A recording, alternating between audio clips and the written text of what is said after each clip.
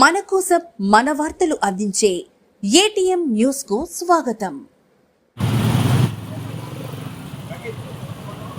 భక్త ప్రియా గోవింద గోవింద శ్రీనివాస వెంకటేశ భక్తవత్సల గోవింద గోవింద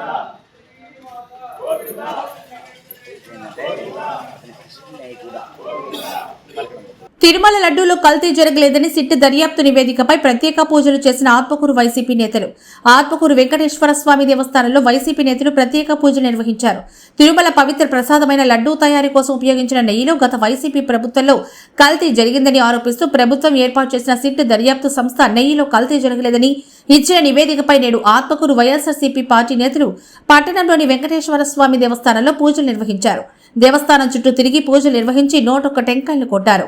తిరుమల లడ్డూ కల్తీ జరిగిందని చేసిన దుష్ప్రచారంపై దర్యాప్తు సంస్థ నివేదికతో ప్రభుత్వం ఇప్పుడైనా తిరుమల వెంకటేశ్వర స్వామిపై మీరు చేసిన తప్పును తెలుసుకోవాలని అన్నారు.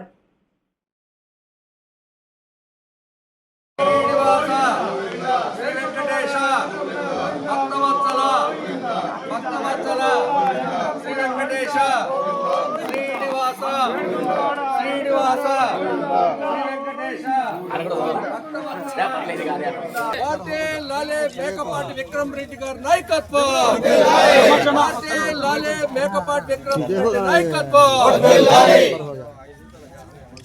నశించాలి.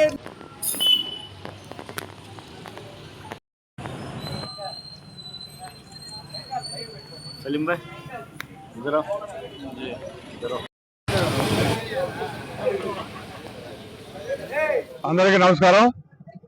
ఇక్కడ విచ్చేసిన వైఎస్ఆర్ పార్టీ నాయకులకు, కార్యకర్తలు, అభిమానులకు, అదేవిధంగా పత్రికా విలేకరులకు, మీడియా మిత్రులకు, అందరికీ వెంకటేశ్వర స్వామి భక్తులకి అందరికీ నా హృదయపూర్వక నమస్కారాలు. ఆంధ్రప్రదేశ్ చరిత్రలో ఒక దుర్దినం. ఎందుకంటే అఖిలాండ కోటి బ్రహ్మ నాయకుడు, దేవదేవుడైన కలియుగ వైకుంఠాధిపతి వెంకటేశ్వర స్వామి మీద ఏదో నిందలేసి వైఎస్ఆర్ కాంగ్రెస్ పార్టీని, అదేవిధంగా మాజీ ముఖ్యమంత్రులని జగన్మోహన్ రెడ్డి గారిని కించపరుస్తూ ఆయనకి అపవాదు వైసీపీ పార్టీని ఎట్లయినా చేయాలని చెప్పి దేవుడి మీద నిందలేశారు. దేవుడికి లడ్డులో కల్తీ జరిగిందని ఒక సీఎం, ఒక డిప్యూటీ సీఎం ఎలాంటి ఎవిడెన్స్ లేకుండా ఎలా చెప్తారు? సామాన్యుడు ఏదన్నా వాగితే దానికి ఏమి ఉండదు, కానీ ఒక పవిత్రమైన పదవిలో ఉండి డిప్యూటీ సీఎం కానీ ఎలాంటి రుజువులు లేకుండా ఈ రోజు ఒక అభండాన్ని కలియుగ దేవుడైన వెంకటేశ్వర స్వామి ప్రసాదం మీద వేయడం జరిగింది.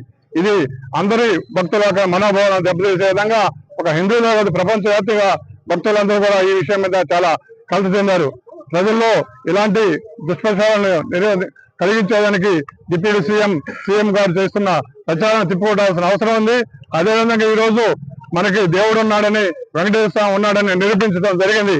ఎలాంటి కల్తీ లేదని సిబిఐ రిపోర్ట్ లో ఈరోజు ఛార్జ్ షీట్ లో పేర్కొనడం జరిగింది. అది దేవుడంతా గమనిస్తున్నారు, వెంకటేశ్వర స్వామి గమనిస్తున్నాడు. ఎలాంటి ముఖ్యమంత్రి కానీ, డిప్యూటీ సీఎం కానీ ఇలాంటి కార్యక్రమాలు చేపడితే దేవుడే ఉన్నాడు మనకు అండగాని నిరూపించడం జరిగింది. ఇలాంటి కార్యక్రమాన్ని చేసేటప్పుడు ఏదైనా రిపోర్ట్ వచ్చిన తర్వాత దాన్ని చూసి చేయాల్సిన పని లేకుండానే ఇట్లాంటి ముఖ్యమంత్రి కానీ, డిప్యూటీ ముఖ్యమంత్రి కానీ ఇలా ఉండటం ప్రజలకు ఎంతో చేస్తాం. ఇలాంటి ముఖ్యమంత్రులని, ఇలాంటి సీఎంని మనం అందరం కూడా ఖండించాల్సిన అవసరం ఉంది. దీనికి మనం అందరం ఆత్మూరు నియోజకవర్గం ప్రజల తరఫున, అదేవిధంగా వైఎస్ఆర్ పార్టీ కాంగ్రెస్ పార్టీ తరఫున, అదేవిధంగా భక్తులందరూ, వెంకటేశ్వర స్వామి భక్తులందరం కూడా కోరేది ఒకటే, మన డిప్యూటీ సీఎం పవన్ కళ్యాణ్ గాని, సీఎం చంద్రబాబు నాయుడు గాని సాక్షాత్ వెంకటేశ్వర స్వామికి క్షమాపణ చెప్పి జరిగిన దానికి పాశ్చాత్యం చేసుకోవాలని కోరుతూ ఈ అవకాశం ఇచ్చిన అందరికీ పెద్దలకన్నా ధన్యవాదాలు తెలుపుతున్నాం.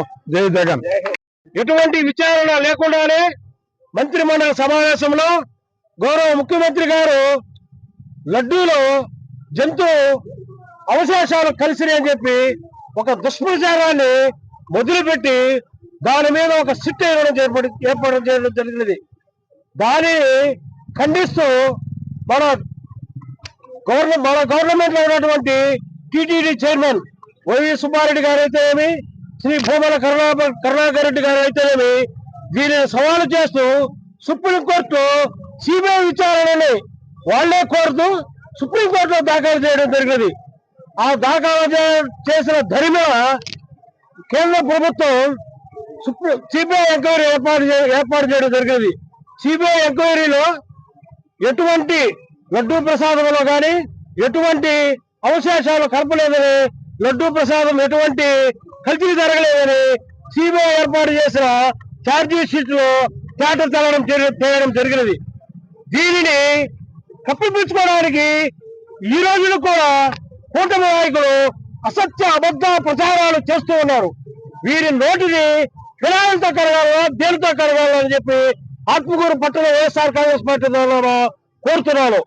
హిందూ మనోభావాలను ఒక పద్ధతి ప్రకారం వైఎస్ఆర్ కాంగ్రెస్ పార్టీ మీద వృద్ధత, అలాగే మా ప్రీతమ నాయకులు శ్రీ వైఎస్ జగన్మోహన్ రెడ్డి గారికి వృద్ధా ప్రయత్నం చేస్తా ఉన్నారు. వీరికి ఆ దేవుడైనటువంటి శ్రీ వెంకటేశ్వర స్వామి రాబోయే రోజులలో తగిన శిక్ష విధిస్తాడని కోరుకుంటూ ఈ అవకాశం ఇచ్చిన ప్రతి ఒక్కరికి మా హృదయపూర్వక నమస్కారాలు తెలియజేసుకుంటూ